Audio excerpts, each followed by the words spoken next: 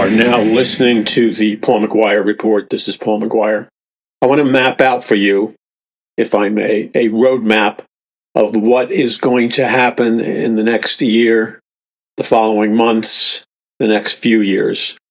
And the thing that I want to communicate to you, and it's my hope that you will do everything you possibly can to communicate this message to others. Throughout history, whether we're talking about the Nazi dictator, the evil genius, Adolf Hitler, it's important to remember so many times throughout history, like in the case of Adolf Hitler, when he was temporarily imprisoned before he was elected as the head of Nazi Germany, he wrote a famous book called Mein Kampf, or My Fatherland. And in Mein Kampf, which is a big, thick book, he wrote a very passionate, rational appeal to people who would follow him, the would-be Nazis, if you will. And he told the world, and he told the people following him, he told the people of Germany exactly 100% what he planned to do when he got into power. So nobody should have been caught off guard. Nobody should have been caught surprised when Adolf Hitler finally took over Germany in a popular election, and then when he committed all the atrocities, which he did commit, such as the mass killing of approximately 35 million people in the concentration camps. He slaughtered people as if they were inanimate objects. He put them in the gas chambers where they suffocated to death. He put them in the ovens where he baked their bodies alive.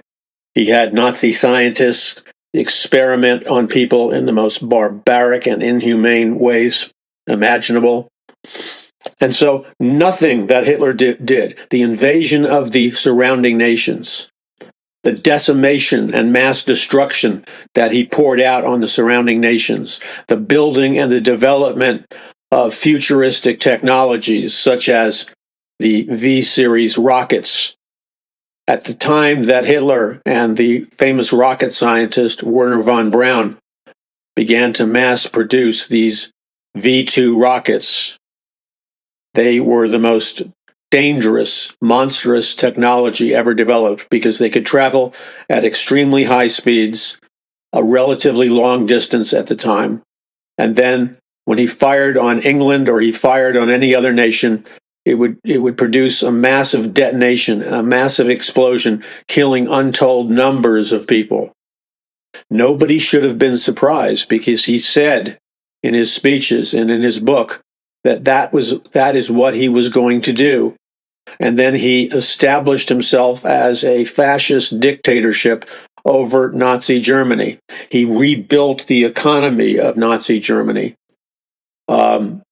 It was a nationalist nation. Hitler was not a globalist. He was a nationalist. And then he began to take over the educational system. That was one of the first things he did. He took over the educational system so that Hitler could indoctrinate the youth, and they were called, infamously, the Hitler Youth, because they were totally brainwashed into swearing their allegiance to Adolf Hitler, and they would do anything Hitler told them to do. And this became a formidable force. And the Nazis did all kinds of things that were never done to the degree that they were done under the rule of Adolf Hitler. Oh, just one example among many, the use of technology in rockets headed up by Wernher von Braun, who later was secretly smuggled into the United States under Operation Paperclip. Wernher von Braun and about 200 plus Nazi rocket scientists, Nazi mind control scientists, and Nazi genetic scientists were smuggled into the United States, and they were placed in the highest level positions in some of the most prestigious institutions in America, like Stanford Research Institute, Massachusetts Institute of Technology. Many prominent universities and laboratories were in actuality headed up by prominent Nazi scientists who were smuggled here at the end of World War II under a secret operation called Operation Paperclip. It was the Nazis and Hitler who created this mythology, the Nazi mythology of the Übermensch, which was a term developed by a famous philosopher, and it meant a German philosopher, and it meant Übermensch meant the Superman. And it was an idealized image, back to the concept of identity again. It was an idealized image of what the ideal Superman genetically would look like and act like. First and foremost, he had light white skin, blue eyes or light gray blue eyes, an impressive physique, a very high IQ, a very powerful immune system. And it was this genetic strain of human being that Hitler praised as being part of what Hitler called the master race. Hitler believed that DNA, Charles Darwin's theory of evolution, pointed to the existence of a master race, a superior genetic race. And so did, by the way, the Rockefellers and other global elitists. Okay, so what's my point here? We could go on, and I discuss it in great detail in my book, The Day the Dollar Died and A Prophecy of the Future of America, Volume 1 and 2. And Are You Ready?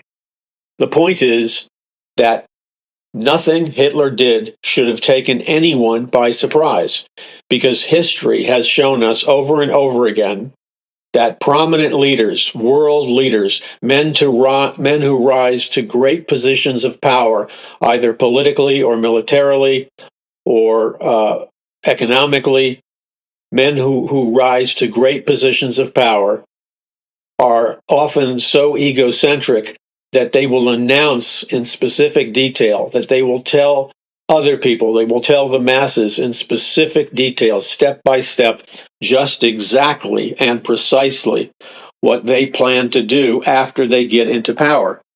And Hitler was no exception. The burning of the bodies in the ovens, the brutal experimentation on innocent people by the Nazi scientists, the Nazi genetic scientists, and their overtime work in the creation of the Übermensch or the Superman, his plan to conquer other nations, the fact that Hitler himself was deeply involved in the occult, and many of Hitler's highest level generals, many of the highest level generals in the Nazi Party were hardcore, high-ranking members of the secret occult societies that dominated Europe and dominated Nazi Germany. I'm talking about the secret Nazi societies like the Vril Society. Vril coming from the term the supernatural Vril force. The Thule Society, another secret occult society. And there was an island off the coast of Germany called Thule. Many occultists thought that potentially the island of Thule was what was left of the super civilization, along with the super race that inhabited it, of Atlantis. So many occultists in Germany believed that the island of Thule, was perhaps whatever was left of Atlantis in its glory days. And again, the Vril Society, and again, the Skull and Bones Society. The Skull and Bones Society consisted of many prominent American billionaires and powerful Americans on Wall Street and the rulers of the financial system of America. Because without the rulers of the financial system of America, Hitler wouldn't have had the cash flow or the money to wage his endless wars, which always ended up in victory until the very end. Now, again, the thing that we have to learn from history at this point is simply this. History shows us that men, and especially evil men, that rise to great heights of power, unprecedented power, quite often will announce their plans in speeches, in books, in magazine articles, in interviews. Often they will announce their plans, their evil plans, in great detail. So, if we're going to learn from history, and the old saying goes, those that don't learn from history are doomed to repeat it. Well, you take any leader in the world today, that's powerful and rising up, or a nation that's powerful and rising up. That nation, those people, that leader, usually they have a published record of their goals, their plans, and what they intend to do. Make no mistake about it whatsoever. What they have announced to the world that they're going to do is what they are going to do. So when a revolution or a war or a massive change occurs in any given nation, do not be surprised for even a moment. Do not be surprised about the horrors and the evil that unfolds as if it was some strange and surprising phenomena. The fact of the matter is, the historical precedent tells us over and over and over again that evil leaders, evil nations, evil movements that have dominated cruelly the human race have always announced, these leaders, these tribes, these nations have always in specific detail laid out their dark plans. They didn't hide their dark plans. They told the people exactly what they were going to do. So I want to abruptly stop at this very moment and communicate to you that I have spent over 40 years, so probably close to 50 years, because you see, my epiphany regarding totalitarianism, digital dictatorships, a scientific dictatorship, a globalist elite, all of this high-octane stuff that most people are just now waking up to. Right now, they're just, the majority of people, even in so-called alternative media, which so many of you falsely believe is some kind of trendsetter, is some kind of vanguard of information. How naive you are, and I don't mean that in a condescending manner either, how naive you are, because if you knew history and you learned the lessons of history, you would know unequivocally that this so-called liberating alternative media, the right-wing media, the conservative media, whatever you want to call it, the opposite of the poured-out propaganda machine known as the mainstream media, the alternative media, is nothing more than an intelligence agency operation designed to brainwash the ignorant and uneducated masses into believing the falsehood that alternative media is some kind of valid, true alternative, and that if you tune into alternative media, you can get the real deal, you can get the truth, you can find out the real details on a conspiracy, etc. Now, I will tell you flat out and to your face, because I'm concerned for you, me, your family, my family, and I'm concerned for America in the future. And I'm also concerned deeply that we will have the freedom to spread the gospel of Jesus Christ.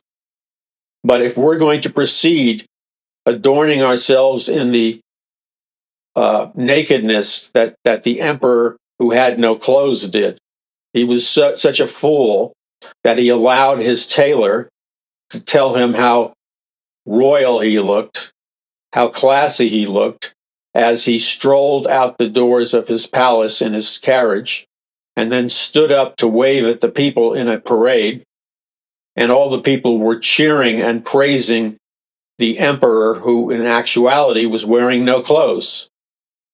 And so groupthink took over, and groupthink took over in America decades ago. Groupthink continues to take over in America now as we speak, even in the alternative media. Groupthink has taken over. I have been studying this, I've been writing about it, I've been warning about this for over 50 years.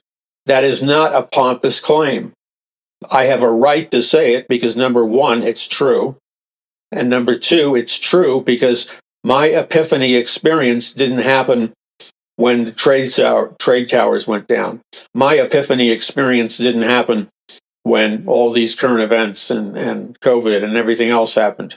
My experience, my epiphany did not happen a year ago or 3 years ago or 4 years ago or 7 years ago. For crying out loud, my epiphany, by the grace of God, happened when I was in second grade and third grade going to PS 69, a public school in Jackson Heights, Queens, where I was raised in an atheistic, existentialist, transhumanist family. And I was taught to think for myself, to think out of the box. I was taught to voraciously read books. So I read a book in third grade, which for me was like getting hit with a lightning bolt from a different dimension. The book that I read, which totally changed my perspective of reality, was written by Aldous Huxley, and it was entitled Brave New World, about the rise of a totalitarian scientific dictatorship in the future, which would rule the world through a scientific elite. Unlike all my student peers, unlike all the teachers, I had to use the secular business term, not to be used at this moment in the religious sense, but in terms of using a secular business term. When I read Aldous Huxley's book, Brave New World, I had the proverbial secular business world experience known as I had a high voltage come to Jesus moment. Do you understand what I'm saying? Have you ever worked in corporate America? I have. And secularists and people who are not Christians will use this expression, and it's a very powerful expression, when they want to motivate or correct or push their sales force or their employees to the next level. They will often have a secular equivalent of a crusade where they will give their employees a message, and they call that event and the message a come to Jesus moment. So I had a come to Jesus moment, a mind-blowing come to Jesus moment, not where I accepted Christ, but where I accepted truth as final reality. Let me say it again. I had a come to Jesus moment in third grade, not where I accepted Jesus Christ. That came later. But in third grade, I had a come to Jesus moment where I discovered that Jesus Christ was the truth. And the vehicle, even though I came from an atheistic existentialist home, the vehicle that, yes, God can speak to us through secular authors. God can speak to us through any vehicle which will communicate the truth. And so when I read Brave New World, it was like being hit with, the most intense lightning bolt accompanied with thunder. And it lit me up from every cell in my body, every neurological particle in my body was lit up. And I had a supercognitive awareness, the ultimate flow state, because as I looked around at the reality all around me in the prison-like structure of PS 69, which was a red brick building probably built in the 1930s with a big ugly fence around it, and it was a drab, inhuman building that looked like some kind of prison. That was my grammar school experience. And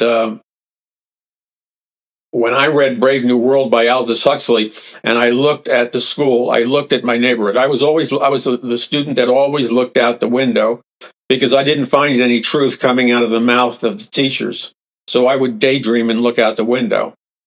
And what happened was, unlike my teachers, unlike the staff, the academic staff, unlike my fellow students, I didn't just cruise control through Brave New World. Brave New World shocked me into recognizing that the reality that I was living in was totally identical to the reality, the fictional reality created by Aldous Huxley in his book, Brave New World.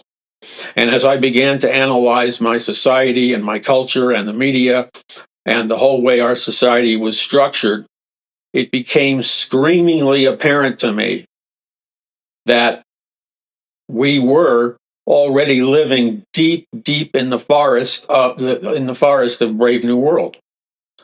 And so I had a cataclysmic shift in consciousness. It changed my perception of reality forever in a radical way.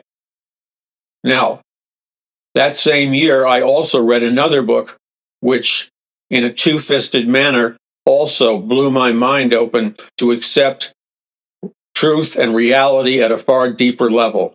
I read George Orwell's famous novel, 1984, about a dictator, Big Brother, who ran his dictatorship by using total fear, brainwashing, torture, shock, fear again. He would spy on the people through the television set. Now, a lot of people thought that was weird back then. A lot of people thought it was weird back then that George Orwell had this dictator named Big Brother who would spy on every family through the family's TV set. I didn't find it technologically difficult for Big Brother to do that. And so let me give you an example of multidimensional predictive programming. People wrestled and went into denial when they read Brave New World and 1984. I didn't go into denial. It opened me up to the truth. And I also understood that it was technologically feasible. I'll give you a case in point. It wasn't all that long ago. I'd say it's been about 10 years ago. There was a strange series of network news shows by independent stations and big-time network stations in which they aired a news story about this mysterious phenomena that was happening across America. In that, some hacker, had figured out how to hack in to the TVs that were then hooked up to cable or satellite in people's homes. And so what this hacker did is he activated the television and video cameras and the audio microphone that had just started to be placed and built in to all the brand new HD TVs that were coming out. And what the hackers did is they invaded the privacy of countless numbers of people, and the hackers wanted to make a point. So what they did on a wireless basis is they activated the camera that was built into the HD television screen. The hackers activated the microphone, and the hackers activated the camera. All of this was built in to the HD flat television screen. And then the news department of all these different network news affiliates all across the country continued showing Americans the news story. And what you saw was quite shocking. You would see ordinary middle-class couples, and in this case, they were married couples. And the story consisted of all the married couples who were shown naked because in their bedroom. Now, the networks and the television affiliates carefully edited out, carefully blacked out any inappropriate, lewd, or potentially naked or potentially pornographic images. All those things were electronically censored out of the story. So these television networks were able to communicate the story and show you the video proof of what the hackers did, but the networks didn't violate any decency standards.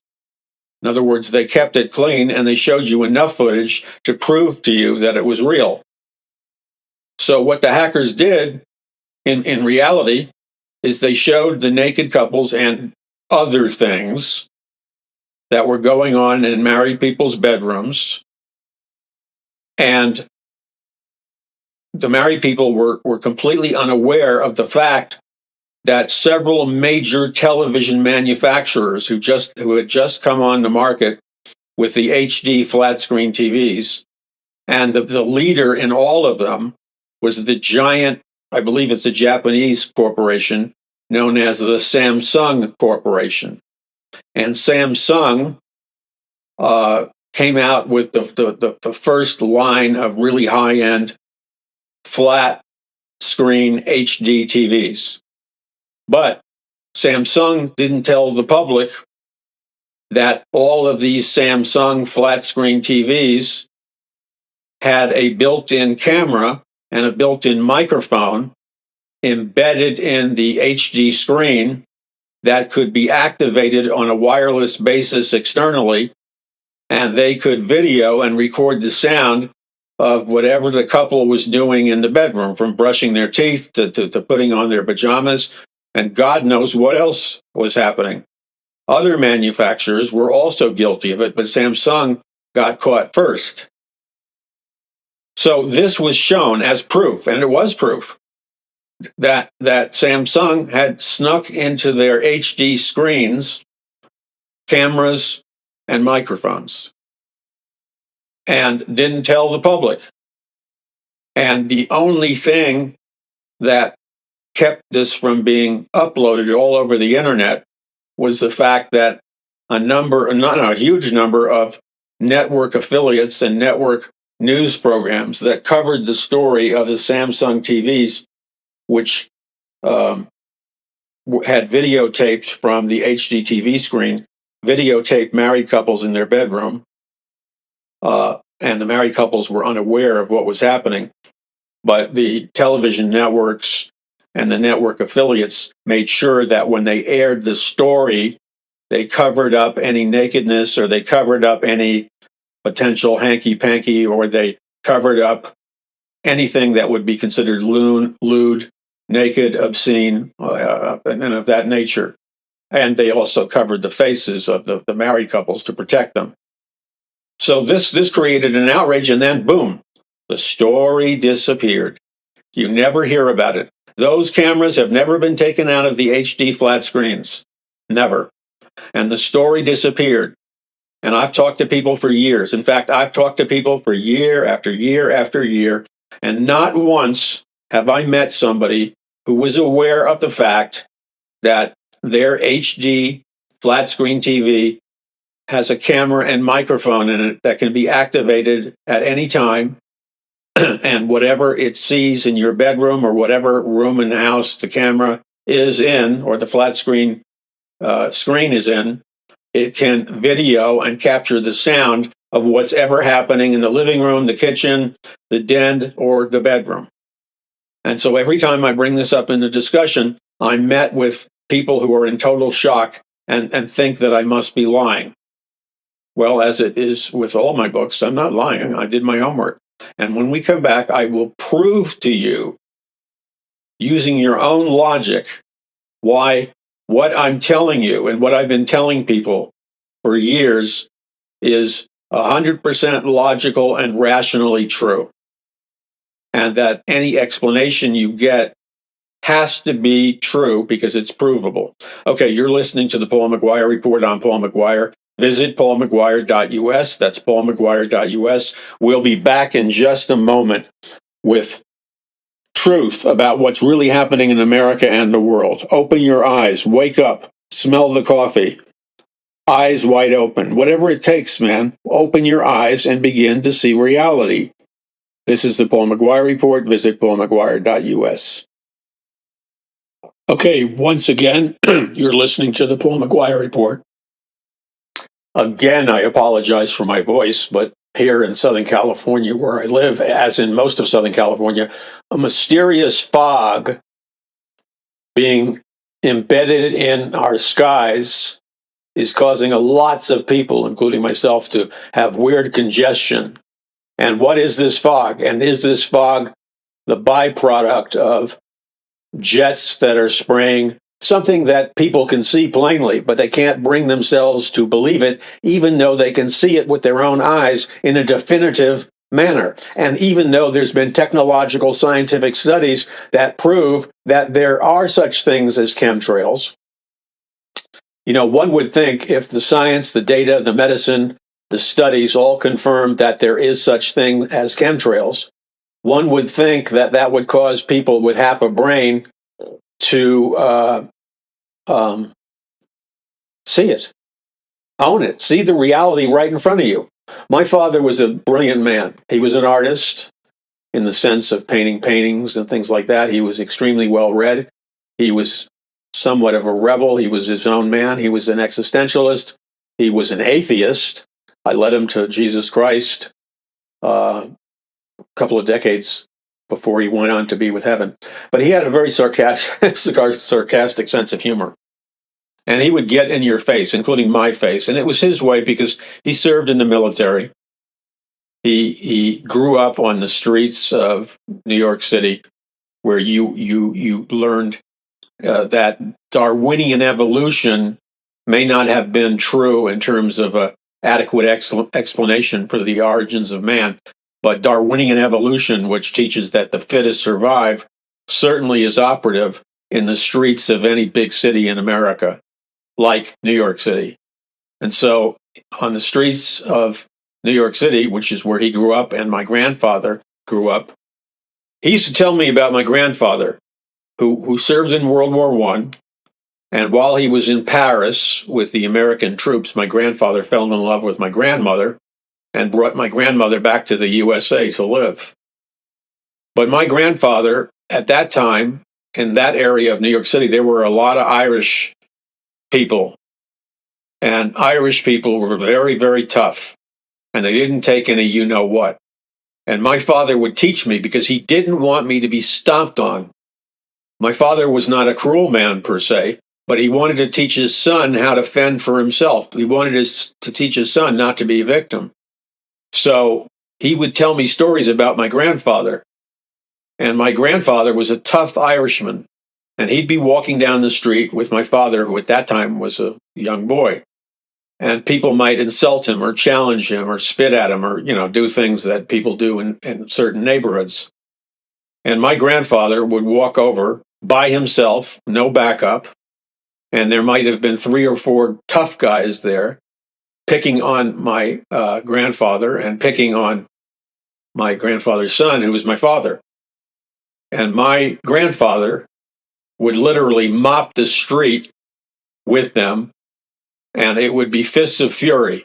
In a matter of minutes, my grandfather would take him out. No matter how hard they hit him, he felt no pain, he felt no fear. And this was something that you had to do to survive in certain neighborhoods in the streets of New York City. So my father eventually was able to catapult himself out of that by winning a whole bunch of scholarships. He ended up getting a full scholarship for the University of Missouri track team. And as it turned out, his track performance was of such high degree, my father was designated the second fastest man in America. And that paid for all his college, and it opened a lot of doors for him. So my father would teach me things with a kind of tough guy cynicism. And he'd make a sarcastic remark, like it could be something, I don't know, do you want your eggs over easy, okay? And then they'd come back and they were scrambled. And my father sarcastically would say, your eggs are scrambled, but you ordered them once over easy. As any fool can plainly see, can you see? Now, that's not a very funny joke, and it was never funny to me back then. But it was his way of pounding me to shape up and sharpen up, as any fool can plainly see. So that's a challenge, as any fool can plainly see. The truth is right there in front of your eyes. So then he asks, as any fool can plainly see. See what? The truth that is right there in front of your eyes. So my father's one-liner was always this, as any fool can plainly see. And then he would always add, can you see? Now, that was a very imperfect guru-type statement, but he was trying to sharpen me up. He didn't want me to be a fool. He wanted me to understand that truth can be perceived by your perception if you're willing to depart from being a fool and see the truth that's in front of you. Now, I guess that kind of stuff sunk into my subconscious mind growing up because it was embedded in me. My father's friends, my mother's friends, they were atheists, like I said, existentialists, humanists, but they were middle class, but they mixed with very high power. These people were middle class also, most of them. But they mixed with very high-powered people who headed up magazines. The guy who developed and built the giant whale in Manhattan near Central Park that hangs from the ceiling of the Museum of Natural History. The guy who built that and designed that was a good friend of my father's. So we hung out with these kinds of people, professional artists. My father was a professional artist. stockbrokers and economists, and I don't want to give out the name, but a regular person that would come to our house was the father of today one of the wealthiest movers and shakers in America and around the world. If I dropped his name, which I'm not going to do, you would know his name instantly. So that's the world I grew up in, and a world where, I was encouraged not to ask my parents stupid questions, but to go get a book in the library, crack open a book, and find out for myself. I was encouraged to think outside of the box, and I was encouraged to develop my perception. Now, I don't know. I'll be really honest with you. I don't really know if I was raised in your typical evangelical home, which unfortunately is anti-perception. Yes, tragically it is, and anti-intellectual. I don't know if I would ever have been able to do the ministry and the speaking and writing and analysis that I do if I wasn't raised in a humanist home where they forced me. It wasn't an option. They forced me to read and develop my mind and learn history. Okay, so this TV, the truth that in the Samsung and other HD TV manufacturers, they built in video cameras and microphones that spied on the people, and a hacker could break in, or anybody could hack in and conduct electronic surveillance or spy on you in your home. Now, everybody said, as they always do back then and even today, oh, you're a conspiracy theorist. That word or that phrase, conspiracy theorist, has never controlled me. It's never controlled me because I have never succumbed to the fear of needing to be accepted by some illusory peer group. You see, I don't give a blank whether I'm accepted or rejected. I don't need your approval to develop self-esteem. The number one thing in mind control and propaganda and advertising, the number one most powerful principle that I've learned in studying and researching scientific mind control is this: that the average person has an insatiable need to be accepted and approved by his peers and the people around him. It's a desperate need. And so the average person will imitate, model, dress like, think like, act like the people that are raised up in our culture as pseudo-authority figures, like superstar athletes, movie stars, rock and roll stars, music stars, pop stars, novelists, politicians, sports celebrities, inventors, rocket developers, people who make a lot of money. All of these people, in the mind of the average person, represent some kind of godlike elite class. So the average person will try to emulate them in every way they possibly can. They will try to dress like them. They will try to speak like them. They will try to hold the same philosophical viewpoints as them. They will try to imitate their behavior. They will try to imitate and model their belief systems. They will attempt to have the same political views, like global warming or whatever the latest thing is. The average person is always desperately modeling the behavior and thoughts of the elite class in society. And people in scientific mind control and propaganda and advertising know this, and they exploit this. The way you control the masses is you give them role models and you promise them that you will be accepted, you will be esteemed, you will be valued, you will be elevated in social status if you dress this way, talk this way, act this way, believe this way, etc., etc. As simple as it is, because that's the same dynamic that happens in high school and junior high school and college. Everybody wants to be like the people in the in-group. That same juvenile, imitate the elite type thing is what makes the world go round in scientific mind control, persuasion, indoctrination, and brainwashing. So when you learn that, you understand what controls political beliefs, cultural beliefs, every belief that is in the process of flux, every belief system that is in the process of transformation and change in America. We could talk about transgender. We could talk about 1,000 different topics and everybody is following the leader. Everybody wants to think, act, and do like the in group does. That's the way it works. It's that simple. Now, on the basis of all this research and study, and by the way, back to that epiphany I had with Brave New World, because I understood it and nobody else understood it. And it was like the power of what happened to me in my mind was the equivalent of a religious experience when I had an epiphany, like skyrockets went off in my head. And I understood that all the things that Brave New World and 1984 were trying to teach us about our manufactured reality, I understood in a powerful way that this was exactly the way our world worked. It was exactly what was happening in the school that I went to. It was what was happening in the social circles I went to, the society, the personal interactions, the behavior of my parents' friends, the behavior of my friends. Every area of life could be analyzed through the lens of this artificial reality, which demanded conformity. Now, in a minute, I need you to go to paulmcguire.us. You know, I'm going to say it. I've said it a lot. On one of my social media channels, we had close to 1,000 hits on one of the audio shows I recently did.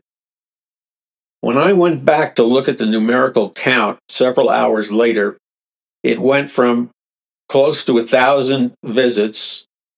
All of a sudden, it dive bombed, and it went from 1,000 visits to something like 44 visits. Why? That's happened before. And the first thing that went through my mind was that the real numerical count was accidentally revealed by a bot. The real numerical count was correct, that we were close to 1,000 visits. But when I returned about 3 or 4 hours later to check it out again, it had crashed all the way down to like 44 visits. How is that possible? That's not the first time it's happened. Because I'm being rigged. So I need you to help me. I need you to visit paulmcguire.us, and this is what I want to talk about, Rumble. How is it that I have all these different social media channels, and I have quite a few, and we pay for them so you can access them for free? I have all these social media channels, and the vast majority of them are growing, sometimes slowly, but they're growing. They're spreading. People are liking them. Brighteon is really taking off. People really like it on Brighteon. How is that possible when at the same time, Rumble seems to be stuck at the same, Rumble moves like a turtle. And I have specifically asked you to help me to break the rigging by going to Rumble and electronically following the Paul McGuire report. And I know that a huge number of you have done that. Yet, it moves upwardly, but like a turtle. And it's been stuck, like somebody glued today's numbers. It's been stuck there now for about 2 months. How is it possible on a statistical basis for my Rumble numbers of followers or likes of the Paul McGuire report to be stuck on the same number day after day, week after week for like 3 months in a row? It's not possible. A bot is rigging me. Rigging me is called censorship. Rigging me is stealing from me. Rigging is a dishonest action. Rigging is an act of violence, an attempt to suppress a truth teller who's trying to speak the truth in love. That's what rigging is. I've been rigged a lot. All truth tellers have been rigged a lot. So I need your help to follow me, electronically like me on whatever social media page you watch or hear me on, and make sure, whatever you do, that you join our e-blast, our prophetic e-blast news, that you can join it at paulmcguire.us. And also, I need you to join YouTube, which is another mystical journey into the Twilight Zone. But electronically join them anyway, even though they reject like the vast majority of things that I say, which are all true, which are all documented, and it's all truth spoken in love. And the reason I tell you about these things is because I want to save your lives and your children's lives. And for that, I'm rewarded by some of these perplexing social media big tech companies by the iron fist of censorship. Okay, you're listening to the Paul McGUIRE Report. We'll be back in just a moment. And I want to tell you the truth of what's happening in America in a concise way. You need to know. Visit paulmcguire.us. Okay, this is the Paul McGUIRE Report. I'm Paul McGUIRE. All of this stuff that I've been talking to you about, I have documented in a fast-moving way. I've told you the history of it. I tell you what's happening in the future on my books, which are on sale at paulmcguire.us. Also, I need you to simply ask the Lord, because this is a battle for the hearts and minds of mankind. This is about communicating to people on a one-to-one basis, even if that one-to-one basis is electronically or digitally. This is about connecting with people. The only way we can turn things around is if we go individual by individual and turn them around by presenting to them the truth in a documented manner with integrity. To the degree that we do that is to the degree that we'll win the spiritual war for our nation. And if we do not become a formidable force of love and transformation that will turn the direction of our nation, if we don't become what God is calling us to become, then we're going to go down, and we're going to go down hard. That's the lesson of history. So I have books that will help you. You should be getting these books, because the day is coming in America, unless things change. See, a lot of people have it backwards. They think, oh, I have all the books and all the articles and all the documents. I have it safe and secure because it's all on electronic memories. It's all on hard drives or thumb drives and stuff like that. You're wrong. The equipment now, you can have a drone fly near your house or fly over your house. You can have a car or a van drive down your street or via satellite. And this technology is available and operational now. Just like I told people years ago about the television cameras embedded in HD TV screens. I'm telling you right now, they can move very quickly through a neighborhood, a location, and they can suck out of your computer. They can suck out of your laptop, your iPod, your tabletop, your desktop, your cell phone. All your computerized and electronic devices, they can electronically, from a distance, they can, through new wireless technology, suck all of the memory, all of the books, all of the written information you think you have safely stored away in computers and thumb drives and stuff like that. But they can, from a remote location, like going above your house in a drone, they can literally suck out all the electronic bits, bytes, memory, letters, correspondence, files, and books, and everything else can be sucked right out of your computer. So if the day comes that we go into a full-blown Chinese social credit score system, any book that contains truth, like the Bible, or books that I write, or other truth tellers write, those books are potential targets for a totalitarian state. They don't want that information spread around. So they will literally pull it out of your electronic systems, like the ones that I named. And so it turns out many years later that, and this surprised me, this caught me by surprise. It turns out many years later that those things that you have stored on paper, those books that you have copies of in books that are printed on paper and have covers, magazine articles and books like the Bible and Bible studies and books like my books or other people's books that tell the truth, they can be hidden. Listen to me carefully. They can be hidden. They can't be located electronically unless you have some kind of metal tab in it.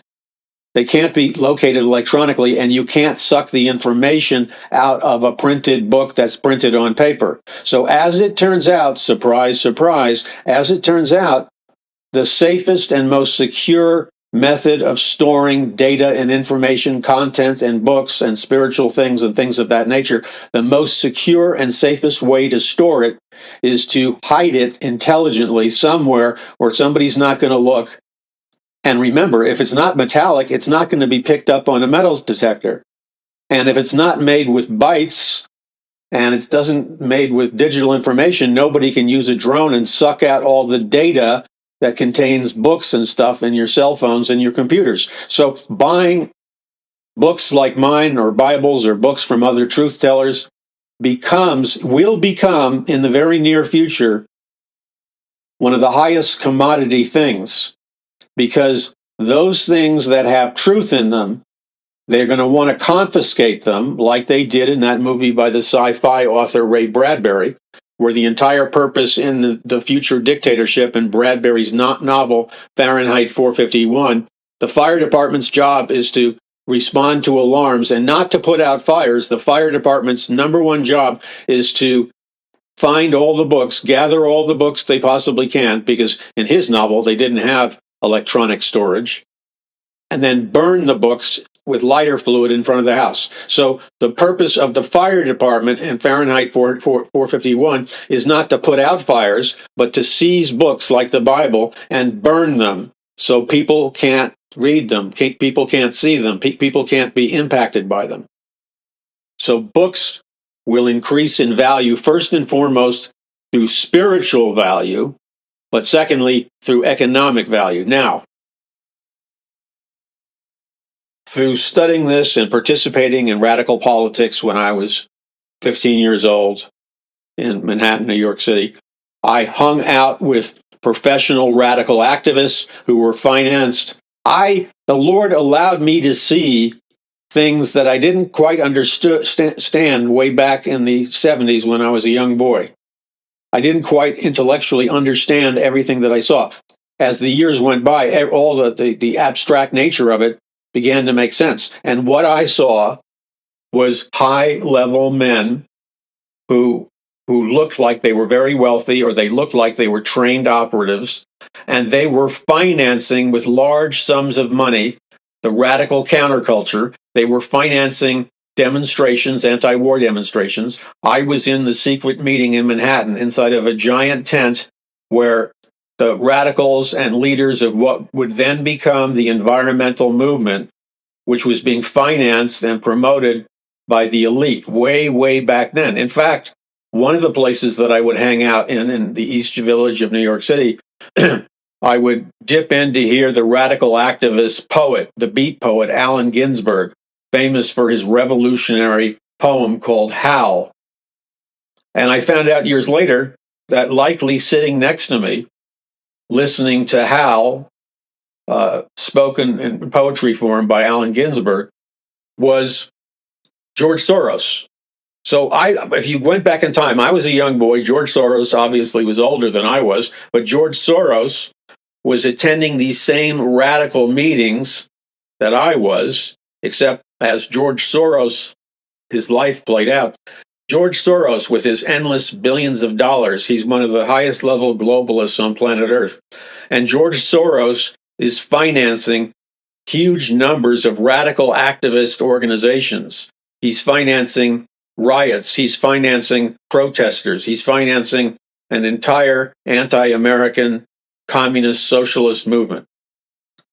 And because this movement of radical activists, protesters, and demonstrators has such heavy financing behind it, and not only do they have heavy financing behind it, they have heavy-duty operational trainers. They have professional trainers, professional strategists that set up and professionally organize these demonstrations. So if you look carefully and you know what to look for, you see that in all these demonstrations, they operate like clockwork. They have people with cell phones or walkie-talkies or whatever communicating with one another. They have runners that run from one end of the demonstration to the other.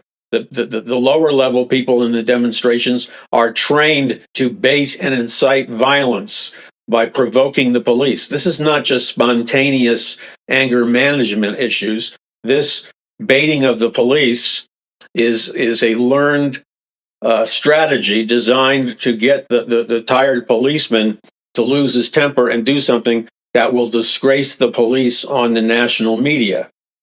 So what they have planned, and it started already, what they have planned, beginning with LA. And remember, LA has been the fountainhead of so many massive riots like Rodney King and so many other riots started in LA. And their game plan, which is a mechanized operational plan, their game plan is to spread the fires, the burning, the mayhem, the chaos from city to city to city, so they can get enough momentum to create a manufactured crisis, manufactured chaos, which is their operational principle, order out of chaos. And they want to roll this revolution out across America with the blood, the fires, the violence, shootings. They want to roll these demonstrations out, and they want to mobilize millions of people to take to the streets, millions of people to protest Trump and all of his policies, millions of people to invoke mayhem and madness. And so what you can realistically expect is a steady progression, a mathematical progression of riots, fires, shootings, lootings, gunfire, attacks on the police, constant bombardment of media images which hard sell racial division, racial conflict. They want to use the media. They want to use. I attended meetings with these radical activists when I was a young boy and they were first starting out. And they would teach us, people like the radical activist Abby Hoffman and others would teach us how to perform revolutionary theater before the news media, before the television cameras. In other words, we were trained to participate in various demonstrations, and then we were trained by professional radical activist trainers. We were trained to conduct what they called revolutionary theater, which was a movement that went through Europe and Germany in the 1930s.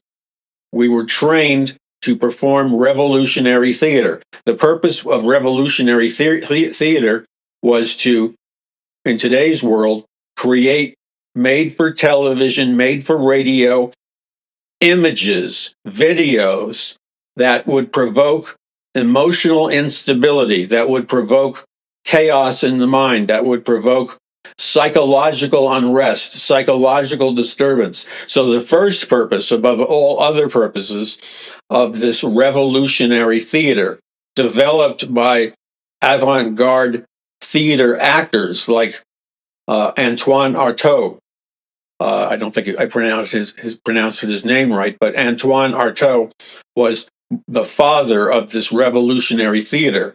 And I read and studied his writings when I went through this training in Manhattan, New York City, many, many decades ago.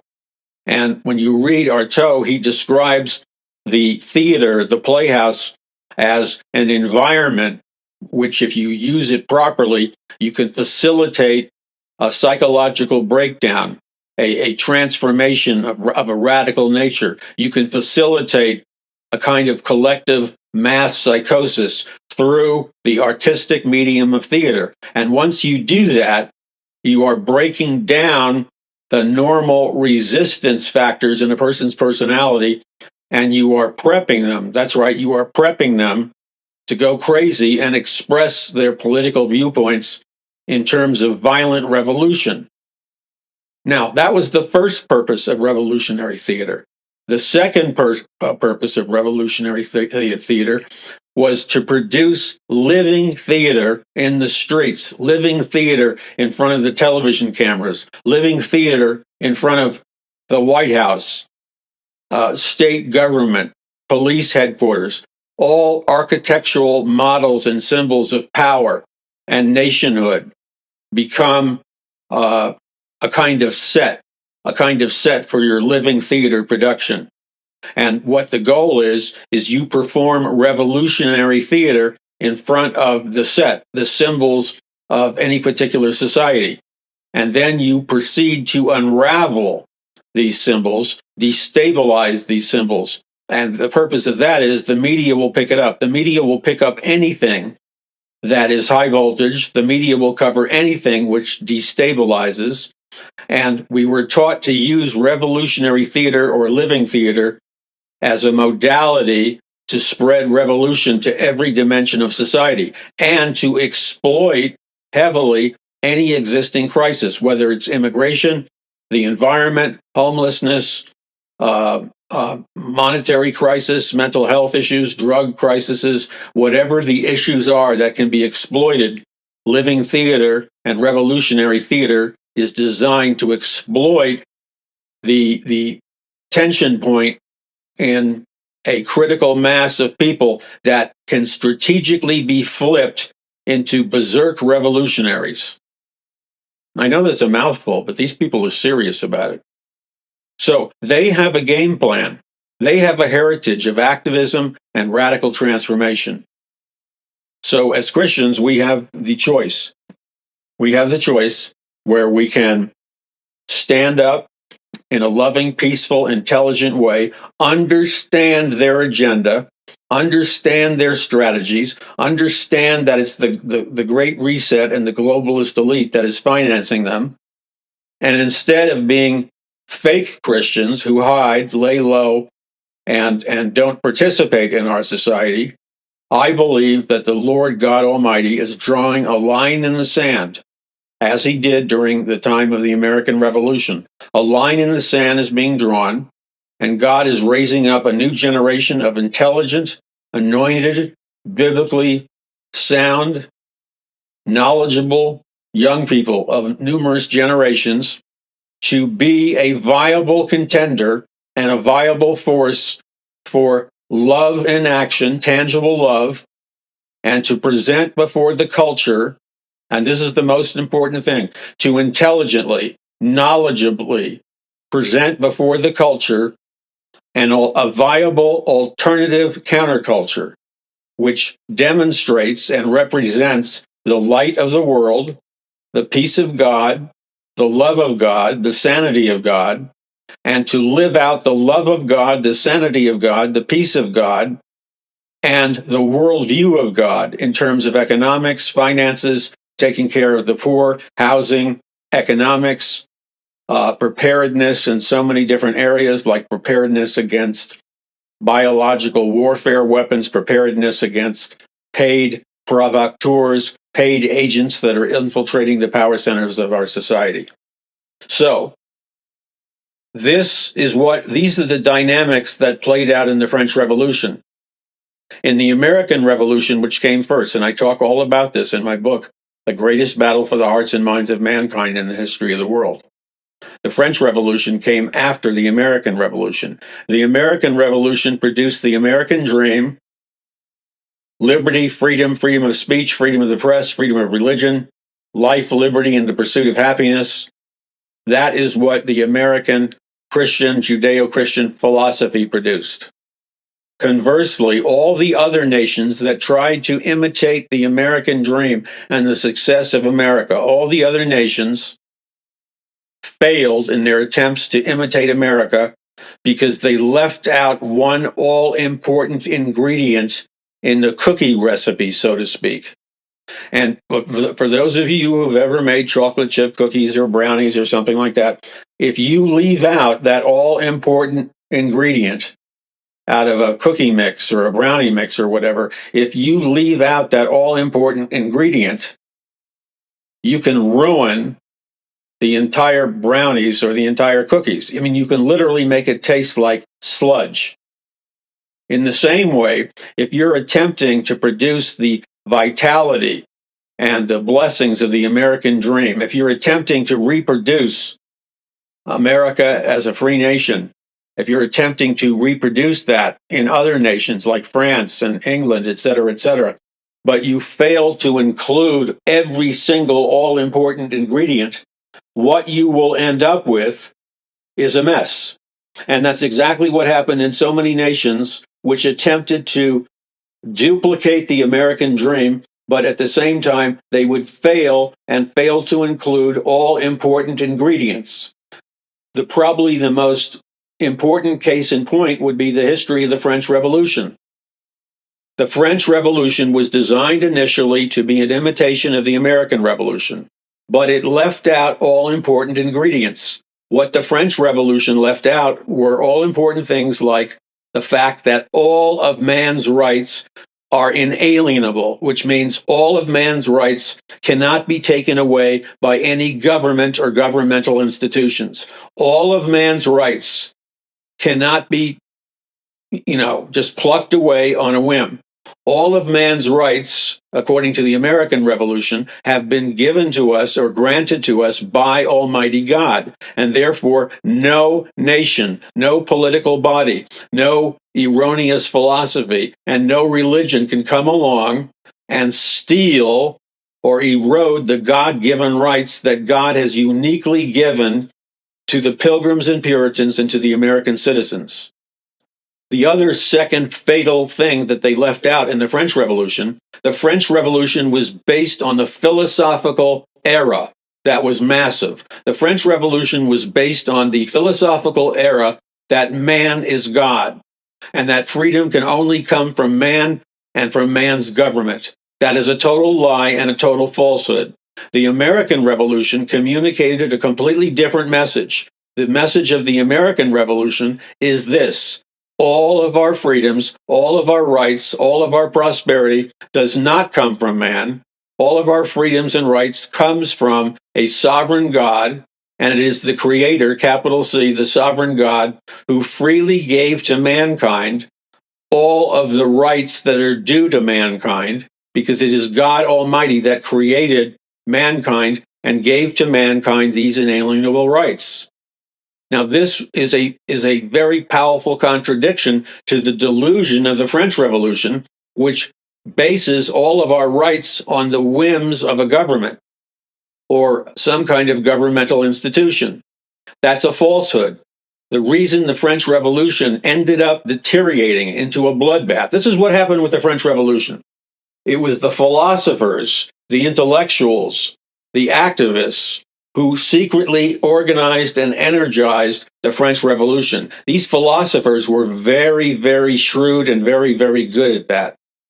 But the philosophers had a fatal flaw in their philosophy. The philosophers falsely believed that it was man that gave man their inalienable rights. So what happened was the philosophers instigated these revolutionary uprisings. And then secretly, as indicated by their correspondence and documentation, secretly, the French philosophers secretly hated the Christian leaders. They secretly hated the Bible. They secretly hated Christianity. And they wanted to eradicate it and destroy it. And so they did just that. The French Revolution was a revolution not for the freedoms of man. It ended up being a revolution against the biblical God. And this revolution against the biblical God elevated man's intellect, man's logic, man's reason, and man himself was elevated into the place of a God. That was the undoing of the French Revolution. So to celebrate their delusion that man is God, they had a naked woman, a topless woman, riding naked on horseback throughout the streets of Paris. And she was known as the goddess of reason. And then the revolutionaries would smash down the doors of all the churches, and the French revolutionaries would engage in wild sexual orgies, burning down churches, destroying churches, and rebelling against the word of God in the most blasphemous of manners.